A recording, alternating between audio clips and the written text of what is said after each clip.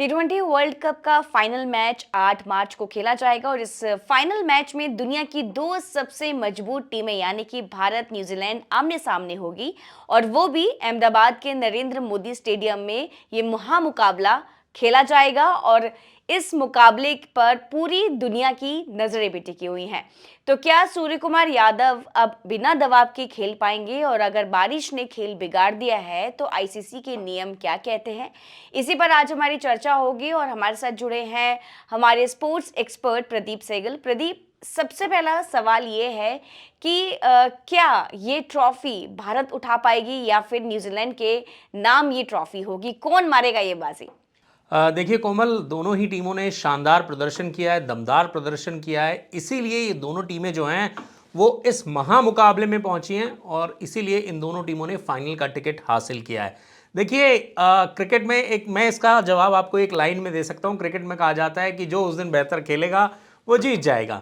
लेकिन अगर आप थ्रू आउट द टूर्नामेंट देखेंगे तो दोनों ही टीमों का प्रदर्शन जो है वो ऑलमोस्ट एक जैसा रहा है। जहां पर न्यूजीलैंड का एक मैच बारिश से धुला था तो इनके भी आगे बढ़ने पर, इनके सुपर 8 के आगे बढ़ने पर, सेमीफाइनल में पहुंचने पर प्रश्न चिन्ह लग गया था। वहीं दूसरी तरफ अगर आप इंडिया को देखेंगे तो इंडिया को भी दक्षिण अफ्रीका से हार का सामना करने के बाद टीम इंडिया भी सर्टेन नहीं थी कि हम आगे जा पाएंगे, सेमीफाइनल में पहुंच पाएंगे या नहीं पहुंच पाएंगे।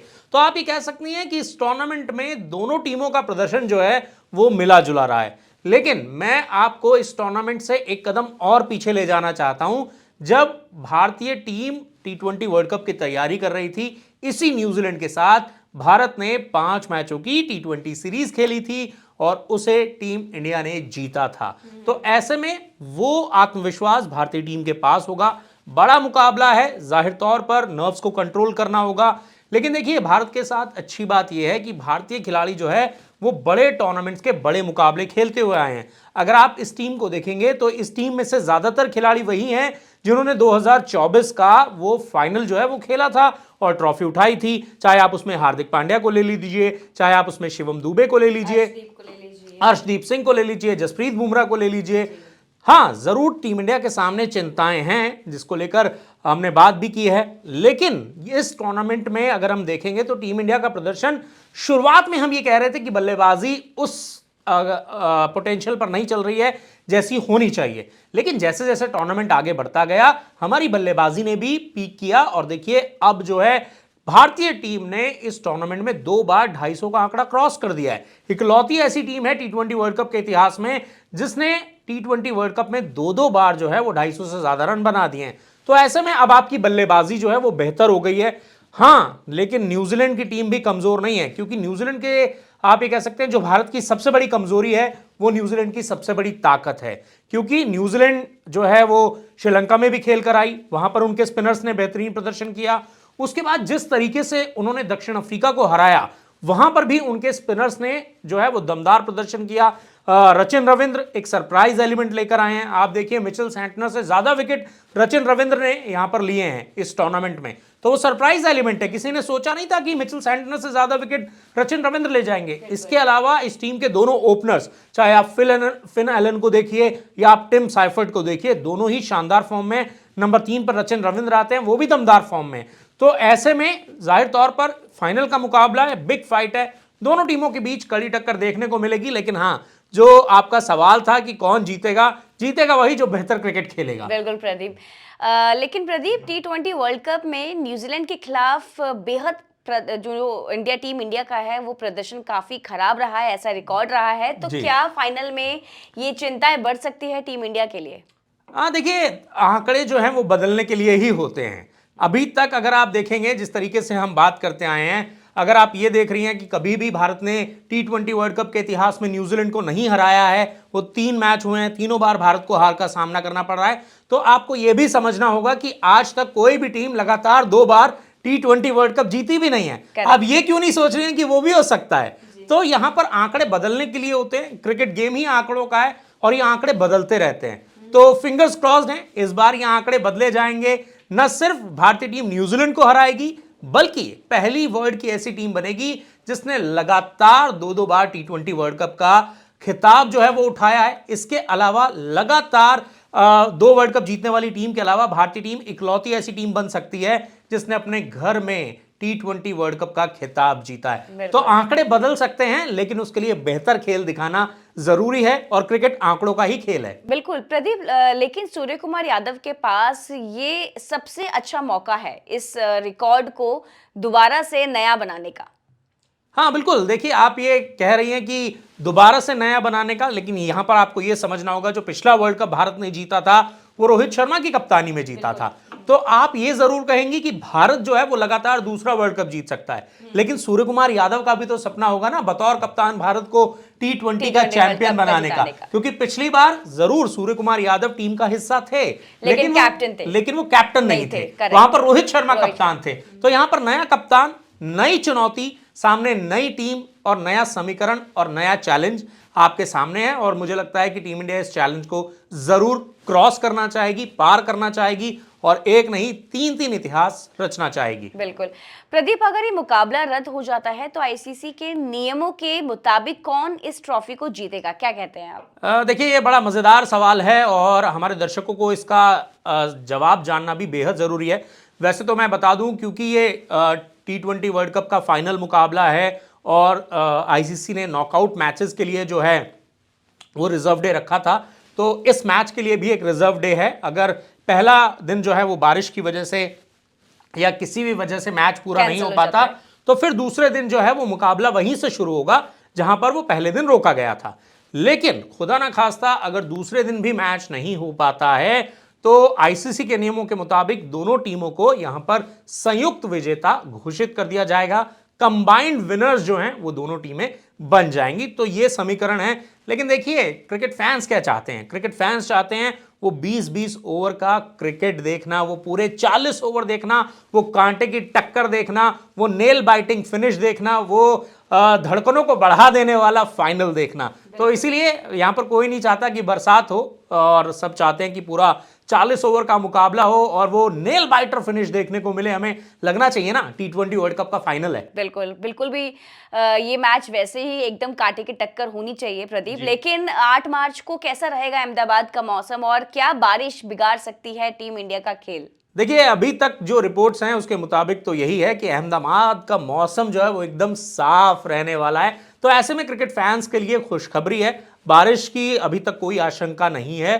लेकिन हम सभी जानते हैं कि ये जो स्टेडियम है वो साबरमती नदी के किनारे है, और मौसम कभी भी बदल सकता है। लेकिन अभी तक जो मौसम है वो क्लियर है, मुकाबला पूरा 40 ओवर का आपको होता हुआ नजर आएगा। बिल्कुल प्रदीप, अगर मेरा जो अगला सवाल है वो है कि किस तरह की होगी अहमदाबाद की पिच, या वो कैसे रिएक्ट करती है? देखिए अहमदाबाद में अगर हम देखें तो अहमदाबाद का जो ग्राउंड है वो दुनिया के सबसे बड़े मैदानों में से एक है। तो ऐसे में ग्राउंड तो सबसे बड़ा है, वहां पर जो दर्शकों की कैपेसिटी है वो भी सबसे ज़्यादा है। लेकिन आपको अगर आप पिच की बात करें तो इस मैदान पर अलग अलग मिट्टी की पिच है। यहाँ पर लाल मिट्टी की भी पिच है, यहाँ पर काली मिट्टी की भी पिच है, यहाँ पर जो है वो फ्लैट ट्रैक भी आपको देखने को मिलता है। तो अब ये देखना होगा कि किस विकेट पर मैच होना है। लेकिन अच्छी बात यह है कि इस मैदान पर जो गेंदबाज हैं उनके लिए भी काफी कुछ रहता है, बल्लेबाजों के लिए भी काफी कुछ रहता है, और खास बात यह है कि स्पिनर्स को भी इस मैदान पर असिस्टेंस मिलती है, उनके पास भी विकेट लेने का मौका रहता है। ऐसा इसलिए मैं कह रहा हूं क्योंकि बड़ा मैदान है, और बड़े मैदान को क्लियर करना बल्लेबाजों के लिए कई बार मुश्किल होता है। आप स्पिनर्स पर बड़े शॉट खेलने जाते हैं, वहां पर अगर आपका 1 या 2 शॉट भी मिस टाइम होते हैं तो स्पिनर्स के पास अपॉर्चुनिटी रहती है उसको विकेट में कन्वर्ट करने के लिए। शुरुआत में तेज गेंदबाजों को बाउंस मिलता है, अगर तेज गेंदबाजों को बाउंस मिलता है तो बल्लेबाजों के लिए भी गेंद बड़े अच्छे से बल्ले पर आती है, तो शुरू में रन बनाने का मौका जो है यहां पर रहता है। और इस मैदान के लिए कहा जाता है कि एक बार अगर आप यहां पर सेट हो गए तो फिर आप रनों का अंबार लगा देंगे। तो इसीलिए यहां का जो विकेट है वो स्पोर्टिंग विकेट है, यानी कि वो बल्लेबाजों को भी रास आता है, वो गेंदबाजों को भी, तेज गेंदबाजों को भी और स्पिनर्स को भी रास आता है। तो इसीलिए आप ये कह सकते हैं कि यहां पर आप ये नहीं कह सकते कि किसी एक टीम के पास एडिशनल जो है वो एडवांटेज है। लेकिन आपको यहां पर एक और चीज समझनी होगी कि यहां पर ड्यू भी उतना ज्यादा अब आपको देखने को नहीं मिलेगा, क्योंकि पिछला मुकाबला अगर आपको मैं थोड़ा सा पीछे ले जाना चाहूंगा, वो सेमीफाइनल मुकाबला इंग्लैंड चेस कर रहा था, ऑलमोस्ट इंग्लैंड भी 250 के आसपास पहुंच गया था, लेकिन अगर आपने देखा हो तो वहां पर ड्यू नहीं दिखाई दे रही थी। एक्चुअल में वो विकेट बड़ा अच्छा था बल्लेबाजी के लिए, इसीलिए भारत ने पहले 250 रन क्रॉस कर दिए और ऑलमोस्ट इंग्लैंड भी पहुंच गया था ना पहुंच 250 गया तक तो, क्योंकि वो विकेट बड़ी अच्छी थी बल्लेबाजी के लिए। और देखिए वानखेड़े में तो कहा भी जाता है कि यहां पर चेज हो जाते हैं, क्योंकि ये बाउंड्रीज छोटी है वहां बिल्कुल पे। मैदान छोटा है, बाउंड्रीज छोटी हैं, अगर आपका शॉट मिस टाइम भी हुआ तो बाउंड्री के बाहर ही Correct. जाता है, अगर उसमें थोड़ी सी भी ताकत लग जाती है। लेकिन अहमदाबाद में ऐसा नहीं होगा, इसीलिए मैं कह रहा हूं कि वहां पर स्पिनर्स के पास ज्यादा मौके होंगे। और आपको यहां पर यह भी समझना होगा कि स्पिन जो है, स्पिन टू विन का जो कॉम्बिनेशन है वो न्यूजीलैंड के फेवर में है, क्योंकि न्यूजीलैंड की टीम जैसा मैंने आपको बताया कि उनके रचिन रविंद्र बड़ा अच्छा प्रदर्शन कर रहे हैं, मिचेल सैंटनर उनके पास हैं, इसके अलावा ग्लेन फिलिप्स भी स्पिन गेंदबाजी कर लेते हैं, तो उनके पास काफी अच्छे स्पिनर हैं। वहीं दूसरी तरफ अगर आप देखेंगे तो स्पिन गेंदबाजी भारत के लिए सरदर्द है, क्योंकि अभिषेक शर्मा ऑफ स्पिन के सामने लगातार आउट हो रहे हैं, वो सबसे बड़ी चीज है। इसके अलावा भारत की स्पिन गेंदबाजी भी उतना अच्छा प्रदर्शन नहीं कर पा रही है। तो आप ये कह सकते हैं कि यहां पर खामी जरूर है भारत की वो, लेकिन ये बड़ी टीम है ना, अपनी खामियों को दुरुस्त करना जानती है, बिल्कुल। अपनी वीकनेस को किस तरह से ओवरकम करना है ये टीम भली भांति जानती है। बिल्कुल।